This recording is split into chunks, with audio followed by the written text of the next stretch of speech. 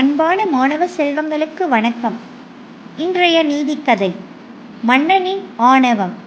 மகாராஷ்டிரத்தின் பெரு வீரராக விளங்கிய ஒரு மன்னன் ஆயிரக்கணக்கான தொழிலாளர்களை ஈடுபடுத்தி ஒரு அழகான பெரிய கோட்டையை கட்டினார்.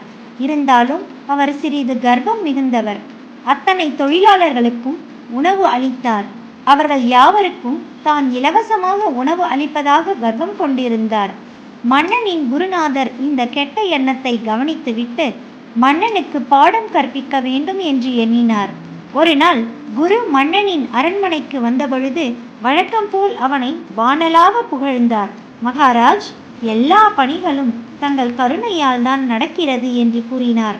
அதை கேட்டு மன்னனும் பெருமகிழ்ச்சி அடைந்தார். பிறகு குருவானவர் மன்னனிடம் ஒரு கல்லை கொடுத்து அதை உடைக்கச் சொன்னார்.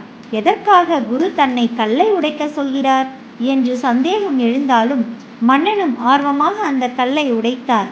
அட, என்ன ஆச்சரியம்! அதிலிருந்து ஒரு தேரை துள்ளி குதித்து தாவி தாவி சென்றது. அந்த கல்லிலிருந்து நீரும் வடிந்தது. மன்னன் அதை வினோதமாக பார்த்து கொண்டே இருந்தார்.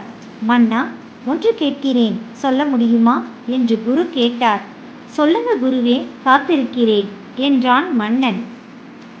மன்னா, இந்த கல்லுக்குள் இருந்த தேரைக்கு யார் உணவளித்தார்கள் என்று கூற முடியுமா என்று கேட்டார் குரு. குரு கேட்ட கேள்வியின் அர்த்தத்தை புரிந்து கொண்டார். உடனே வெட்கி தலை குனிந்தார்.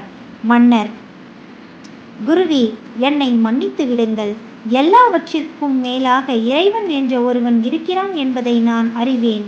அவன்தான் இப்படியாக செய்கிறார் என்பதும் உண்மை.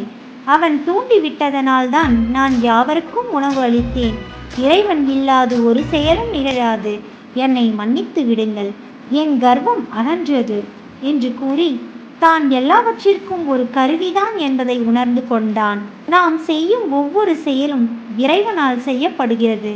அதற்கு நம்மை கருவியாக அமைக்கிறான் இறைவன் என்பதை நாம் புரிந்து கொள்ள வேண்டும். நன்றி மாணவர்களே.